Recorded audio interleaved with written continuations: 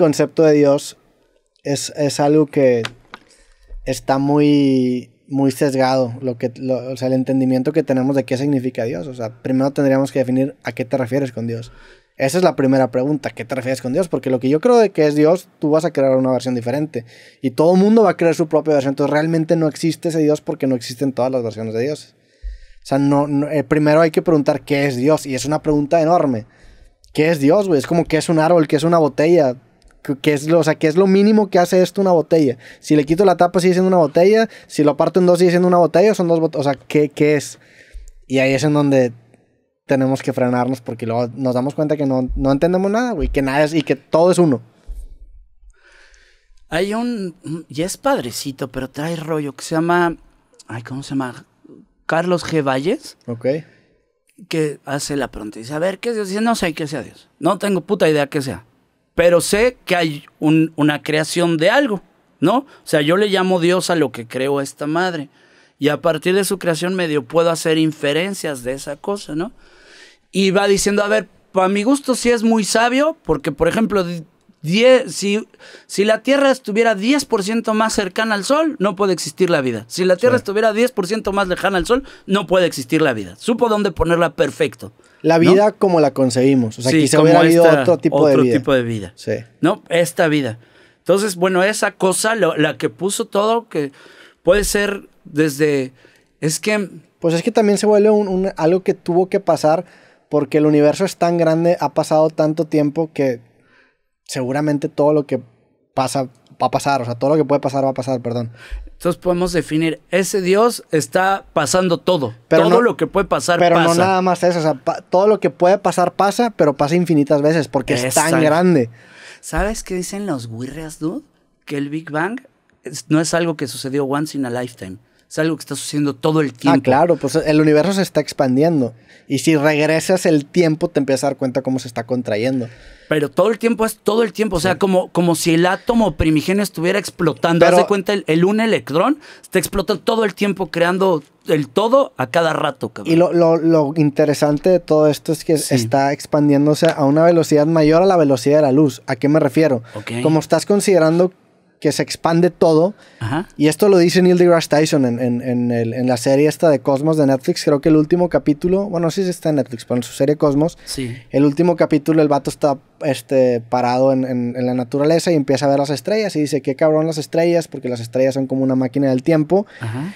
Y lo más trágico de todo esto es que seguramente, o no seguramente, sino que va a llegar un momento en el tiempo en el que vamos a voltear al cielo y no vamos a ver nada, porque el universo se está expandiendo más rápido de lo que llega a la luz. Entonces esa luz nunca va a llegar porque nosotros a su vez nos estamos alejando de la luz que nos está emitiendo. Entonces va a llegar un punto en donde las estrellas van a desaparecer. Y eso nos va a dar, eso es lo que nos va a permitir entender. O sea, este entendimiento, lo que hoy en día se hereda es que quizá exista una pieza que nos falte para entender la pregunta fundamental. O sea, ¿cómo los del futuro van a entender que existen otras estrellas en otro lado si no las pueden ver? Entonces, a lo mejor nosotros no podemos ver algo. A lo mejor algo se perdió en estos 4,000 millones de años que lleva la Tierra, Ajá. que es una pieza muy importante para poder descifrar el rompecabezas y nunca la vamos a tener. Eso puede pasar, pues es como si alguien agarró una pieza, se fue a la verga y nunca vas a tener esa puta pieza. A ver, piénsate esta. Muchas de las estrellas que estás viendo ya no existen, ¿estás de acuerdo? Ya explotaron. Sí. ¿Qué dice los estudios de las estrellas que explotaron? ¿Dónde están vivas? Muchas de esas en nosotros. El hidrógeno, carbono, tal que tenemos es de las estrellas que explotaron. Entonces yo estoy viendo una estrella que explotó, pero esa estrella que explotó está viva acá. Sí. Entonces, en últimas, yo me estoy viendo a mí mismo en ese pasado. O sea, esa estrella que ya no estoy... Soy yo, cabrón. Sí, Piénsate esa, la neta. Esa está bien profunda, cabrón. Sí. Soy yo esa estrella. Soy yo explotando en otro momento del tiempo. Sí, cabrón. Entonces, en últimas, es todo sucediendo al mismo... Sí. No, regresando a todo sucede al mismo tiempo, y llegas a esta idea de que el tiempo, como lo percibe el humano, es algo subjetivo. O sea, claro, el hecho de que el tiempo tenga un pasado y un presente y un futuro es algo que... Para nosotros es muy importante porque es la manera en la que construimos lo que está pasando y nuestro entendimiento de la realidad, pero no es una un estatuto universal. Eso es nosotros siendo sujetos, nosotros siendo seres humanos. Pero es como muy Europa, es muy occidental pensar el tiempo lineal, cabrón. Sí. Las bandas, los indígenas y eso lo pensaban como una espiral, como es algo que va para adelante y para atrás, ¿no? Siempre una vuelta más abierta, siempre la experiencia se amplía, como cuando avientas una piedra al agua que va haciendo ondas y cada vez son más grandes, Sí. ¿no? Entonces a veces va para atrás, a veces va para adelante, pero la experiencia siempre es diferente, o sea, siempre es más grande, cabrón, porque finalmente creo que una constante que sí puedes decir, la evolución sí existe. Siempre va dando una modificacioncita a las cosas, ¿no? Sí. No, nada es estático.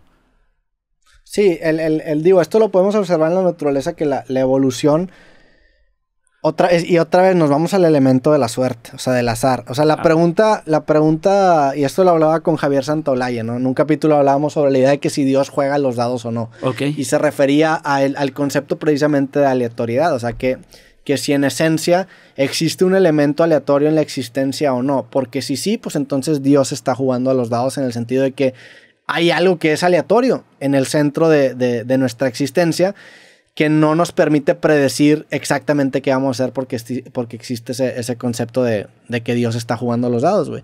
Y creo que es algo que está bien presente, o sea, sí. No sé, como que yo me divido en dos posturas de realmente creer que todo es suerte y todo es aleatorio, o si realmente todo es computable y somos una simulación, que también es otra gran pregunta, ¿no?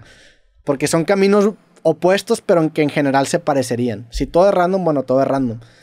O si todo es computable, pues bueno, a lo mejor está tan avanzado que nosotros no podemos entender lo avanzado que es, pero sí un programador entiende exactamente qué resultado va a tener.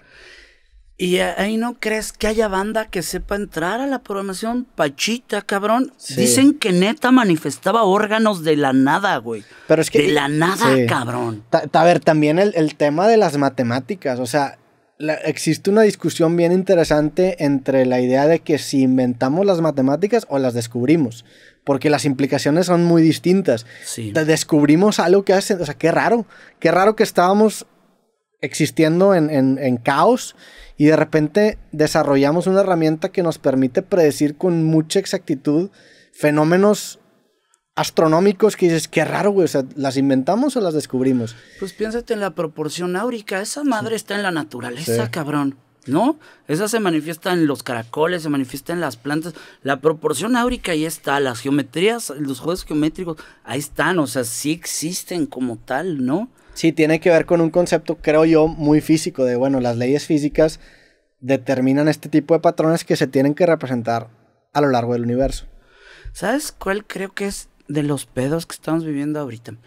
Que nos engolosinamos mucho con Newton, cabrón. Cuando Newton dice, ok, hay reglas donde todo esto se mueve, tal, empiezan a surgir las máquinas y de ahí viene todo el pedo de la revolución industrial y lo que ustedes y más. Y como que nos clavamos en esa parte de la historia donde decimos, ok, sí se pueden medir las fuerzas, la gravedad, etcétera.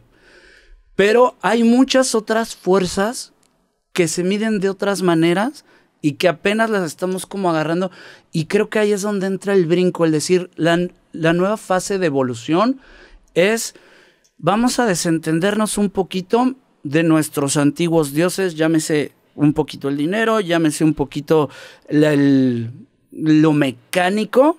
El dinero es nuestro dios, o sea, en la actualidad es el dios. Dinero es el dios en este momento. Estamos de acuerdo, sí. Que es porque es cuantificable, es medible. ¿Cuánta lana tienes? La puedes contar. ¿Qué tan bueno eres? No lo puedo contar. Y porque independientemente de todos nos movemos por eso. O sea, $1, a pesar de que diga en Dios, yo creo, puedes ir a un país árabe, un país radical musulmán, ajá, y te van a aceptar ese billete. Sí. Es una especie de deidad, o sea, es una religión. Sí. Lo que se ha construido alrededor del dinero porque nos mueve a hacer grandes cosas. El gran pedo, creo, es que a partir de esta religión te defines por cuánto tienes. Dios te bendice, sí, por cuánto te da de esa realidad. Claro. ¿Estás de acuerdo? Sí.